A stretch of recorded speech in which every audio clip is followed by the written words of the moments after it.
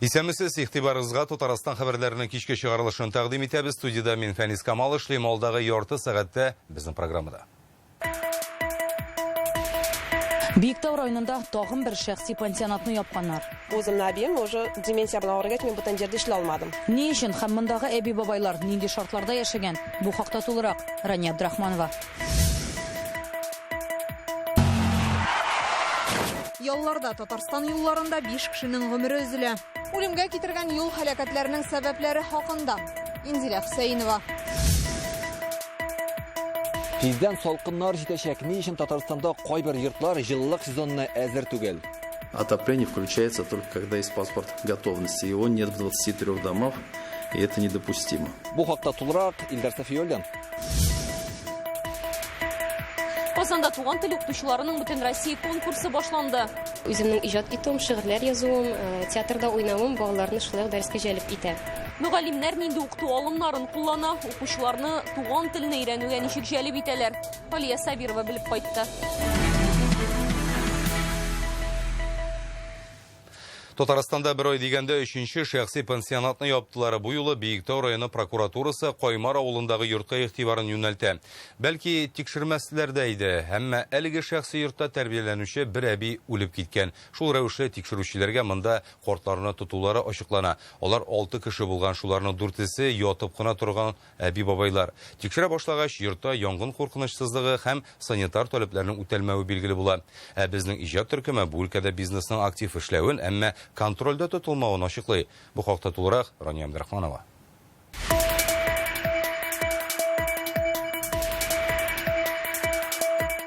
Бу юлы күзәтчелек органнарының игътибарын Биектау районының Каймар авылындагы менә шушы 2 катлы таш йорт җәлеп итә. Ачыкланганча биредә гаилә яши һәм алар белән тагын 6 өлкән яшьтәге кеше, 4 әби һәм 2 бабай. Йорт тышкы яктан бу урамдагы башкаларыннан берни белән дә аерылмый кебек. Капкасы юк. Территориядә инвалид коляскалары да күренми. Без килгәч хуҗалары урамга чыкты. Бу Сабировларның шәхси йорты икән. Это не пансионат было. А что было? Это просто жена ухаживала за лежачим больными. Фәридә Сабирова монда ире, әнисе һәм кызы белән яши булып чыкты. Сүзләренә караганда, гаилә янына 120 квадрат метрлы йортка якын һәм ерак туганнарын сыендырганнар. Социаль хезмәткәр тәҗрибәсе булмаса да, соңгы 15 елда әбисен караган. Монда вообще-то мен әбием булганда 81 яшь. Деменция белән авырды, опухол мозги. Бүтән җирдә эшләй алмадым. Ә менде ипотека түләргә кирәк как-то.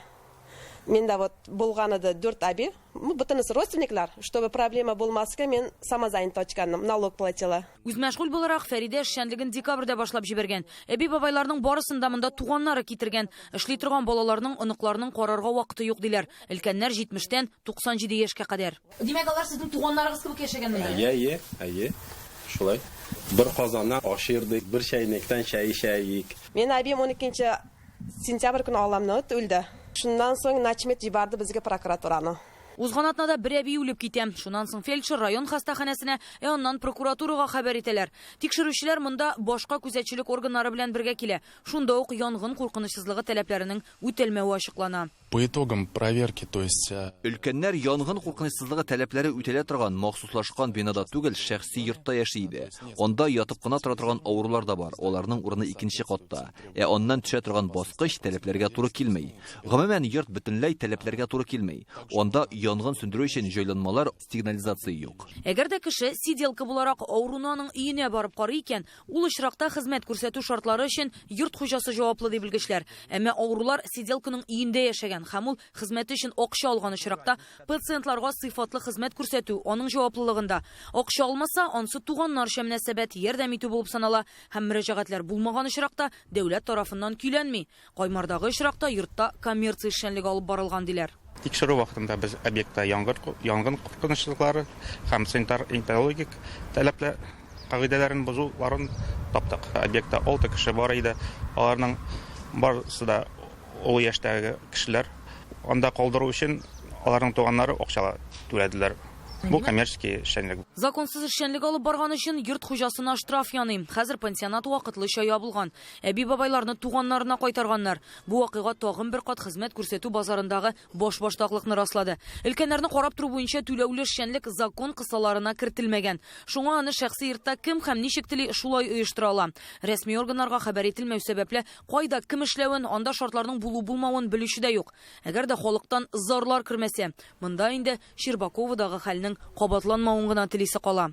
Биектау районыннан Рани Абдрахманова, Алмаз Зияддинов, Яңа Гасыр каналы. Бу елларда Татарстан юлларында 5 кешенең гомере өзелә һәм 19 кеше төрле тән җәрәхәтләре ала. Республика юлларында кеше үлеменә китергән аварияләр Алексеевск, Коктаныш, Югары Услан һәм Әлмәт районнарында теркәлде. Машина һәм мотоцикл йөртүчеләр, шулай ук аларның пассажирлары һәлак була. Бер очракта юлга поши чыккан. Бу фаҗига белән тәмамлана. Һәлак булучыларның барысы да ашыгыч ярдәм машинасы килеп җиткәнче үк урында ук җан бирәләр. Төп сәбәпләр каршыяк юлга чыгу һәм хәрәкәт иткәндә кагыйдәләрне үтәмәү. Исегезгә төшерәбез. Ел башыннан Татарстанда 2188 авариядә 208 кешенең гомере өзелә. Менә бу бер мизгелдә 2 кеше үлеменә китергән юл һәлакәте кадрлары. Алексеевск Югары Колок трассасы. Лада машинасы каршы як юлга чыга һәм йөк автомобиленә килеп бәрелә. Җиңел машинага шунда ук ут каба һәм ул янып китә. Алгы ягы бөтенләй юк диярлек. Каты бәрелүдән автомобиль йөртүче һәм пассажир урында ук һәлак булалар.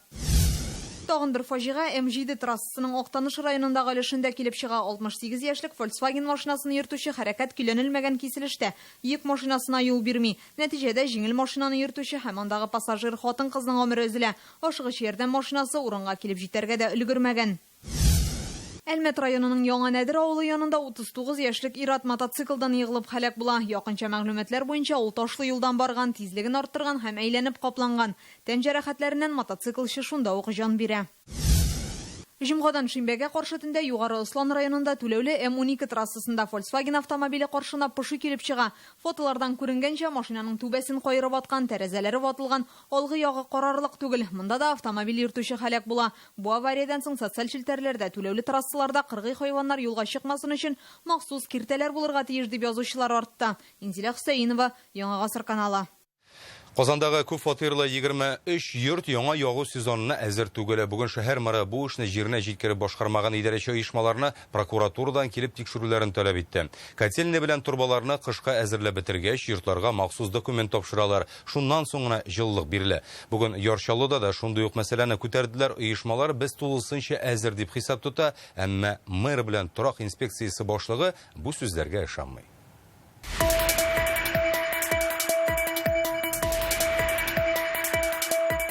Сентябрь җәй айлары кебек җылы булса да, салкыннар тиздән килеп җитәчәкләр Казан мэриясендә. Җылылык сезонына әзер булмаган объектлар арасында Казанның Карбышев урамындагы менә шушы күп катлы 57 һәм 59 йортлар да бар. Вакытын исә монда яшәүче халык бу хакта үзләре дә белмәгән. Чынлыкта исә җылылык сезонына әзерлек буенча паспортны тапшырмаганнар. Монда булганы юк янә нәрсәләр. Карбышев урамындагы 59 йорт 14 катлы, биредә 96 фатир бар. Халык ягу сезонына документларның әзер булмавын бездән беренче тапкыр ишетте. Бу хәбәрдән хафага төштеләр. ТСЖ булганда юк проблемалар. Быел да булмас дип уйлыйм мен. Монда бит котельня үзенеке. Бик зур проблем, конечно. Челябинск, салкын, бездә сыр, первый этаж. Әлеге йорт торак милекчеләре ширкәте карамагында булган. Быел Новый Горки идарәче компаниясе хезмәт күрсәтә. Ягу сезонына әзерлек паспорты ни өчен алынмаган? Бүген оешмада безгә әлеге сорауга җавап бирүдән баш тарттылар. Необыкновенно теплый сентябрь, который мы видим, не должен нас убаюкивать.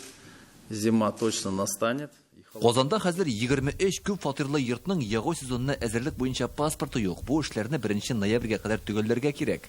Бүген бу хакта Казан мэриясендә эшлекле дүшәмбе киңәшмәсендә сөйләштеләр. К сожалению, это ежегодная история. Ни кызганыч, бу ел сайын кабатлана торган хәл. Әлеге эшне көндә иртәгә дип калдыралар. Идарәче компания җитәкчелеге шелтә белдергәнне көтә. Безгә хәзер торак инспекциясе, прокуратура ярдәмгә киләчәк. Но нам в помощь здесь жилищная инспекция, прокуратура. Илсур Медшин воемсыз җитәкчеләргә карата закон нигезендә катгый чаралар күрергә кушты. Көннәр суыткач кешеләр салкын фатирларда утырырга тиеш түгел ди ул. Люди платят за эти услуги. Кешеләр бит күрсәтелгән хезмәт өчен түләп тора. Торак милекчеләре, ширкәтләре рәисләре, идарәче компания җитәкчеләре эшне вакытында тоткарлыксыз башкарга тиеш. Алар закон бузалар. Бу мәсьәләне контрольгә алып хәл итү шарт. Гомумән Казанда ягу сезонына әзерлек буенча 41 километр җылылык һәм кайнар су трубалары олыштырылган, 1900 километр озынлыктагы челтәрләрдә опрессовка ясаганнар. Барлык котельнялар 879 социаль объект җылылык сезонына әзер. Яршалда җылылык трубаларын көчле басым белән тикшергәннәр. 129 урында хилафлык табылган. Хәзер аларны ныгыталар. Әзерлек паспортлары барлык объектларга да бирелгән. Образно говоря, завтра, послезавтра. Инде сакламый җылы бирер вакыт җитәчәк, бу бөтен объектларга да кагыла. Слайдларда 100% әзер дип язылган. Бу кагазьдә генә түгел, чынлыкта да шулай булсын иде. Татарстанның дәүләт торак инспекциясе башлыгы Александр Тыгин Яршалыдагы тулы әзерлеккә шикләнүен белдерде. Аның әйтүенчә, автошәһәрдә әле капиталь ремонт эшләре төгәлләнмәгән. Насколько у нас обоснована 100% паспортизация? Сез 100% әзерлекне нәрсәгә нигезләнеп әйтәсез? Мин моңа шикләнәм. Паспорт алган 17 мең йортның 700-ендә тикшерү уздырдык. Шуларның 50-сенә карата бер көтмә төзелде. Бу мәсьәләдә ашыгып эш итмәскә кирәк. Урамда 5 көн рәттән +8 градус була икән, өйләргә җылылык бирелергә тиеш. Узган ел ягу сезоны 5 октябрьдә башланган иде. Илдар Сафиуллин, Гадел Миңдубаев, Яңа Гасыр каналы. Бу ахырына эссе көннәрне көзгө һава торышы алыштырачак, шулай итеп, җәй тәмамлана. Россиянең гидрометеорология үзәге шундый хәбәр таратты. Шулай да юлларга кадәр әле җылы булачак. Хәзер республика антициклон йогынтысында ул Россиянең Европа өлешен һәм Көнбатыш Сибирне билеп алган. Алдагы 3 көндә Татарстанда көндез һава температурасы +20, +25 градуска кадәр күтәрелә, явым-төшем көтелми. 18 һәм 19 сентябрьдә төнлә температура +6, +12 градус, көнчыгыш һәм көньяк районнарда 0-га төшәчәк. Димәк, туфракта кырау булу ихтимал. Атна ахырына көндез температура +18, +23 градуска калыр дип фаразлыйлар. Кайбер районнарда бераз яңгыр яварга мөмкин. Әлмәтнең Алсу һәм Су 2 микрорайоннарында яшәүчеләр төтен исеннән зарлана. Әлеге хәлгә ачыклык кертүне сорап, алар шәһәр җитәкчелегенә мөрәҗәгать итә. Микрорайоннарның икесендә дә күп фатирлы йортлар да, шәхси участокларда бар. Соңгы вакытта үз йортлары белән яшәүчеләр урамда коры үлән һәм көнкүреш калдыкларын яндыра башлаган. Бүген эшлекле дүшәмбе утырышында район башлыгы Тимур Нугманов бу мәсьәләдә тәртип урнаштырырга кирәклегенә басым ясады. Ул халыкка бинага 15 метр якын арада чүп яндырырга ярамауны искәртергә куша. Шулай ук экология департаменты җитәкчесенә шәһәр буенча тәүлек әйләнәсе кизү торучы бригадалар оештырырга, тәртип бузучыларга штраф салырга кирәк диде. Үзегезнең борчыган мәсьәлә яисә кызыклы хәбәрегез бар икән, сез безгә җиткерә аласыз. Редакциядә моның өчен махсус номер бар. Хәбәрләрне тәүлек әйләнәсе кабул итәбез. Язма калдыру өчен номер 898 74 20 0101 ул экранда күрсәтелгән. Казанда 211 мең кеше грипптан прививка ясаткан, аларның 90 меңе балалар. Казанның сәламәтлек саклау комитеты җитәкчесе әйтүенчә, быел вакциналаштыру иртәрәк башланган. Хастаханәләрдән тыш 18 яшьтән олораклар башкаларның метро станцияләре янындагы мобиль пунктларда да прививка ясатыла. Август ахырыннан бирле шундый урыннарда 15 мең кеше вакцина салдырган. 8 сентябрь бердәм тавыш бирү көнендә 85 сайлау участогында вакцина ясату пунктлары эшләгән. Табиблар әйтүенчә, күмәк иммунитет булдыру өчен шәһәр халкының 60% вакциналаштырылган булырга тиеш. Ягъни бу 800 мең кеше дигән сүз. Почему стоит прививаться именно сейчас? Ни өчен прививканы нәкъ менә хәзер ясатырга киңәш итәбез? Чөнки организмның авыруга каршы туручанлыгы артсын өчен вакыт таләп ителә. Моңа 2 атналап кирәк. Шуңа күрә вакцина ясату өчен иң кулай вакыт булып август-ноябрь айлары санала. Татарстаннан Лисичанск шәһәренә чираттагы гуманитар ярдәм озатылачак. Бу эшкә кабат республикада яшәүче таҗиклар кушылды. Ассамблея һәм халыклар дуслыгы йорты оештырган ярдәм җыюда аларның милли мәдәни автономиясе актив катнаша. Беренчел кирәк-яракны әзерләйләр, балалар һәм өлкәннәр өчен җылы киемнәр, юрган һәм матраслар төйләр. Ассамблеяның таҗик автономиясе моның өчен 2 миллион сумнан артык акча да җыйган. 2 атналык алар Курск өлкәсендә яшәүчеләргә ярдәм иткән иде. Киләчәктә СВОдагы егетләргә дип автомобиль җибәрергә планлаштыралар. Киектә мәктәп автобусында Богородскаяда сыйныф бүлмәләрендә урын җитми. Ни өчен Казан тирәсендә яшәүчеләрнең шыплап тулган мәктәпләр урынына яңалары төзелер дигән өмете акланмаска да мөмкин. Бу хакта Реальное время интернет газетасыннан укып белә аласыз. Казанда туган тел укытучыларының бөтен Россия конкурсы башланды. Башкалага төрле төбәкләрдән 100дән артык мөгаллим һәм тәрбияче җыелды. Былтыр җиңүче дип Татарстан данын яклаучылар табылган иде. Шуңа да быел бәйге безнең республикада үтә. Бер атна дәвамында алар хезмәттәшләрен балаларны кызыксындыра торган укыту алымнары белән таныштырып, һөнәри осталыкларын да күрсәтәчәк. Төбәкләрдә туган телне өйрәтү белән бәйле нинди проблемалар бар? Моны Олия Сабирова ачыклады. Ил картасын спорт уеннарының ачылыш тантанасын хәтерләткән тамаша бу. Сәхнәгә Россиянең бөтен төбәгеннән мөгаллимнәр күтәрелә. Һәрберсе милли киемнән, һәрберсе үз халкының туган телен саклап килүче һәм аны балаларга өйрәтүче. Бөтен Россия конкурсында Татарстан данын Казанның 19-нчы гимназиясендә мөгаллимлек итүче Ләйлә Гарифҗанова яклый. Әлеге һөнәрдә ул 9 ел балаларга татар телен иҗади рәвештә һәм заманча алымнар кулланып өйрәтә. Мин үзем интерактив технологиялар кулланам, интерактив дәфтәрләр чыгардым дип әйтәсем килә инде. Шуларны кулланам һәм әлбәттә үземнең иҗат итүем, шигырьләр язуым, театрда уйнавым балаларны шулай дәрескә җәлеп итә. Конкурста үз осталыкларын 100дән артык укытучы һәм тәрбияче күрсәтә. Катнашучыларны Рөстәм Миңнеханов исеменнән Татарстан премьер-министры урынбасары Ләйлә Фазлыева сәламләде. Именно вы раскрываете ребенку мир во всем его многообразии. Укытучы булу зур җаваплылык. Нәкъ менә сез балаларга дөньяви белем бирәсез. Туган телдә яңгыраган сүзнең җылылыгын, халыкларның гореф-гадәтләрен җиткерәсез. Туган телне саклауга зур өлеш кертәсез.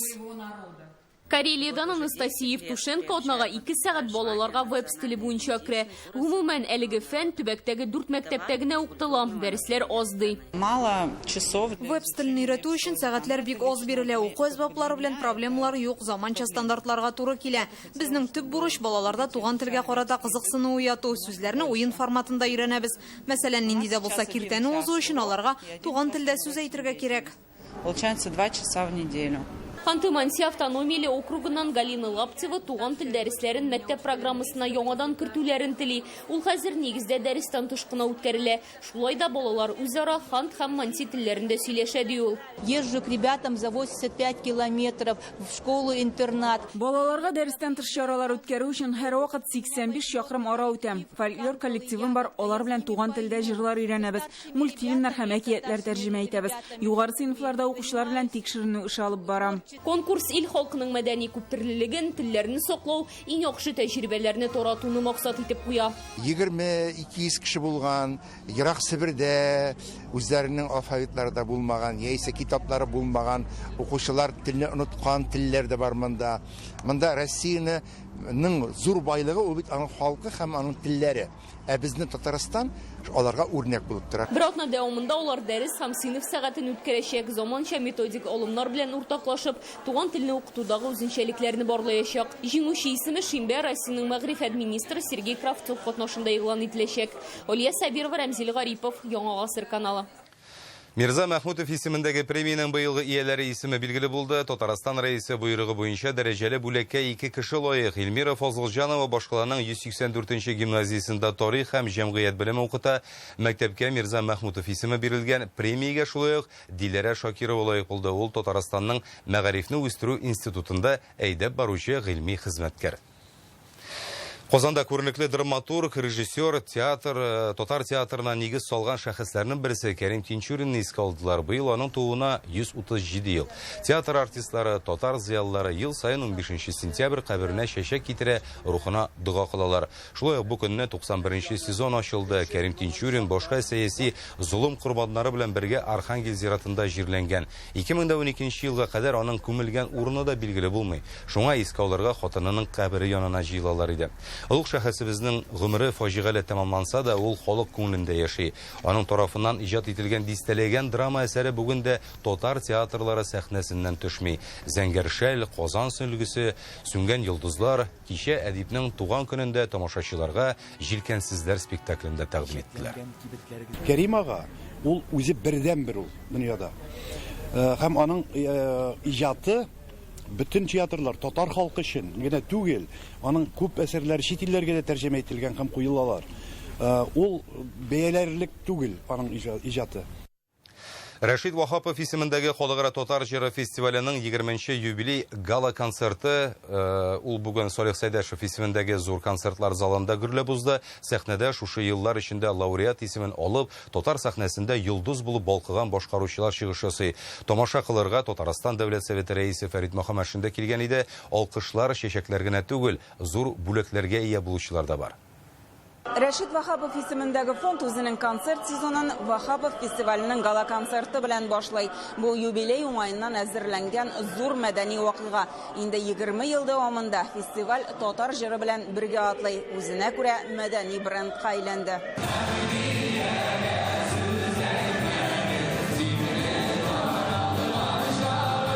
Онда катнашырга теләүчеләр дә елдан-ел арта. Җиңүчеләрне алда зур сәхнә көтә. Бүген дә фестиваль канат куйган җырчыларны тыңларга зал тудырып тамашачы килгән. Мин Рәшид Вахапов фестивалендә катнашам, чөнки күптән бу фестиваль турында ишеткәнем бар минем.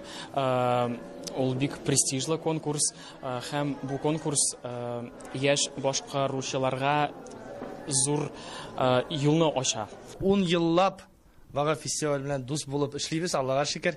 Һәм инде бүген Аллага шөкер гала концертта 20 ел Вага фестиваленә без катнашабыз, бик дулкынланабыз.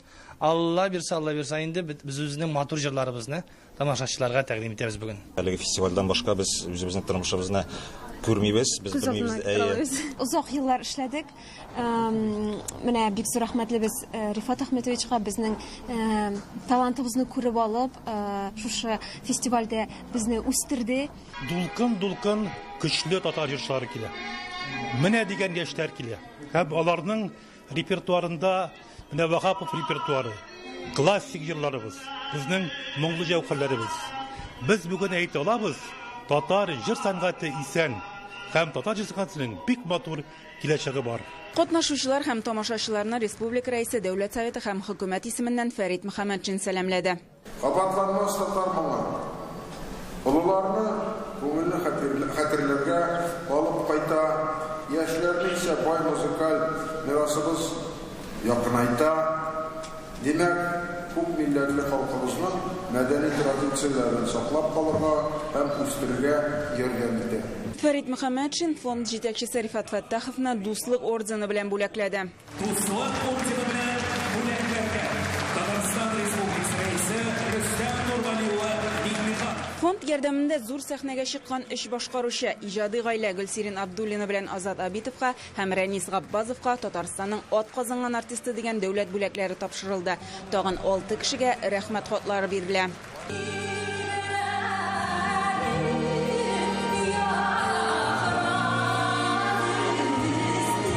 Бүген сәхнәдә фестивальнең төрле еллардагы лауреатлары, республиканың дәүләт җыр һәм бию ансамбле, Казан нуры һәм яңа музыка оркестрлары чыгыш ясый. Концертта бары тик тере тавыш, җанлы музыка. Рәшид Вахапов исемендәге Халыкара татар җыры фестивале 20 ел эчендә 15 илдә, илнең 50-дән артык төбәгендә була. 1000 ярымнан артык концерт куелган. Башка проектларга да нигез салына. Шуларның берсе Халык җәүһәрләре фестивале инде октябрьдә узачак. Гөлназ Сайфетдинова, Рәмзил Гарипов, Яңа гасыр каналы. Сез дүшәмбе көне яңалыклар белән таныштыгыз. Хәзер реклама, аннары Айрат Шамс һава торыш турында мәгълүмат җиткерер. Сау сәламәт булыгыз.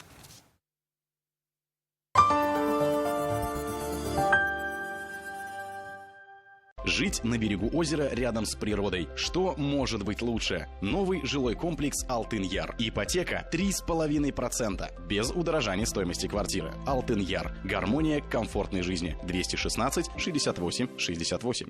Две по цене одной. Только в сентябре. Купи куртку и получи вторую абсолютно бесплатно. Ермак. Волгоградская 8 и Зорги 77.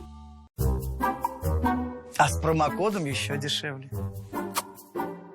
Только в сентябре в мобильном приложении Farmland повышенная скидка по промокоду MOB0924. Вот это я удачно в Farmland сходил. Стильные полноприводные пикапы Foton Tunland G7. Комфортные фургоны Foton Tuono в европейском стиле. Маневренные и выносливые грузовики Foton S и D серии полной массой от 3,5 до 12 тонн. Все варианты коммерческой техники Foton в Луидор, Казань, Ярослава-Гашека 7. Телефон 8 800 51 12 440. Луидор. Двигатель вашего бизнеса. Что будешь готовить? Сегодня ничего. Я закажу свежеприготовленную халяль-еду в Суши Топ. Суши Топ? Да, там вкуснейшая пицца, суши и роллы с доставкой до дома. И ты скорее звони в Суши Топ. Специальное предложение Соль-Илецкого центра медицинской реабилитации. Лечение, питание, проживание 3200. Соль-Илецк ждет вас на отдых и оздоровление. Как избавить себя от осенней хандры? Поддержать организм мультивитаминами Genesigen. Комплекс витаминов и минералов продлит ваше лето изнутри, подарит бодрость, энергию и вкус к жизни. Мультивитамины Genesigen. Яркие краски жизни круглый год. 27 сентября. День греческой косметики в аптеке Farmland. ШТРК «Тандем». Консультация экспертов, подарки и скидка 20% на косметику марки Апивита. Мәскәү! Маршал! Фирдус Тимаев Мәскәү концерт залына өр-яңа программа белән килә. 20 сентябрь. Остров Мечты сәүдә күңел ачу үзәге. Билетлар Заманча.ру сайтында. Заманча Мәскәү шәһәре Измайловский бульвар 56 23 фатир. Угрен 10 97 74 64 34 41. Яшикләвә. Встречайте с 18 по 22 сентября любимый шик и шарм во Дворце спорта. Дамы, для вас верхняя одежда, модная обувь, головные уборы, стильные сумки и невероятные украшения. Для мужчин новая коллекция, одежда для девочек и мальчиков, товары для молодости и красоты. К столу рыбные деликатесы, конина халяль, мясное изобилие, оливки из Греции, мед с пасеки, цейлонский чай и сладости. Приходите всей семьей с 18 по 22 сентября во Дворец спорта.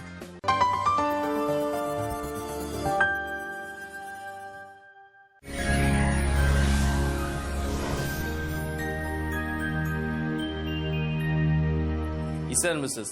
Сезнең белән мин, Айрат Шамс. Татарстанда киләсе тәүлектә явым-төшем көтелми, җылы булачак. Хәзер тулырак. Данил Мастер күңелегез теләгән корпус җиһазларын җитештерә. Сентябрь аенда гына кухня гарнитурына заказ биргәндә юдыргыч, ә шкафка шалбар элгече бүләккә. Тулырак мәгълүматны Казандагы 2-167-166 телефонына шалтыратып белә аласыз. Яндекс Погода сервисы мәгълүматлары буенча Орша, Балташ һәм Биектауда алмашынучан болытлы, явым-төшемсез. Көндез температура плюс 23-24, төнлә плюс 7-11 градус. Буа, Тәтеш һәм Кайбышта аз болытлы, явым-төшемсез. Көндез температура 21-24, төнлә 6-11 градус җылы. Чистай, Мамадыш һәм Яңа Шишмәдә аяз булачак. Яңгыр көтелми. Көндез температура плюс 22, төнлә салкын булачак. 2 градустан 9 градуска кадәр. Яршаллы, Актаныш һәм Менделеевскида аяз һәм явым-төшемсез. Көндез 20-22, төнлә 4-9 градус җылы. Әлмәт, Бөгелмә һәм Баулыда кояшлы, яңгырлар көтелми. Көндез температура 19-21 градус, төнлә температура тагын да түбәнрәк, 1 градустан 4 градуска кадәр җылы. Күзлексез ерактан да якыннан да яхшы күрергә телисезме? Катарактаны дәвалауның заманча ысулы хрусталикны премиум класслы линзага алыштыру. Республика клиник офтальмология хастаханәсе, Казан, Бутлеров урамы, 14-нче йорт. Тулырак мәгълүматны 528-02-02 телефонына шалтыратып белергә мөмкин. Республиканың туристлык шәһәрләрендә дә яңгырсыз көн фаразлыйлар. Зөядә көндез 23, төнлә 10 градус җылы. Алмашынучан болытлы һава булачак, яңгырлар көтелми. Болгарда көндез 22 градус, төнлә 8 градуска якын. Монда аяз була, явым-төшем көтелми. Алабугада температура көндез 21 градус, төнлә 6 градус. Алмашынучан болытлы, явым-төшемсез. Горки Әмәт паркы янәшәсендә Горки метро станциясе янында сезнең өчен Новые Горки торак комплексында кирпечтән төзелгән йортта махсус дизайнда эшләнгән һәм white box ремонты белән фатирлар тәкъдим ителә. Тулырак мәгълүматны 2-677-677 телефоны аша шалтыратып белә аласыз. Грань төзелеш компаниясе. Квартиры с чистовой отделкой для тех, кто выбирает жизнь в новом формате. Жилой комплекс «Город-парк. Новые Горки». 2-677-677. Санчи бөтен организмның эшчәнлегенә уңай йогынты ясый. Энергия бирә, йокыны яхшырта, баш авыртуларын, хроник аруны бетерә, кәефне күтәрә. Санчиның файдасы гасырлар белән саналган. Юкка гына аны Кытай медицинасының хәзинәсе димиләр. Яхшы яңалык. Бары тик 20 сентябрь көнне генә Farmland даруханәләрендә Санчига 20% ташлама. Телефон 8-927-236-71-75. Сайт sanchi.rf. Казанда аз болытлы, яңгыр вәгъдә итмиләр. Көндез 24, төнлә 11 градус җылы булачак. Атмосфера басымы югары булып кала. Ул терекүмеш баганасының 769 мм тәшкил итәчәк. Җил көнчыгыштан секундына 2 метр тизлектә. Дымлылык 41%, магнит кыры тутырыксыз. Әлегә шулар. Атналарыгыз уңышлы булсын.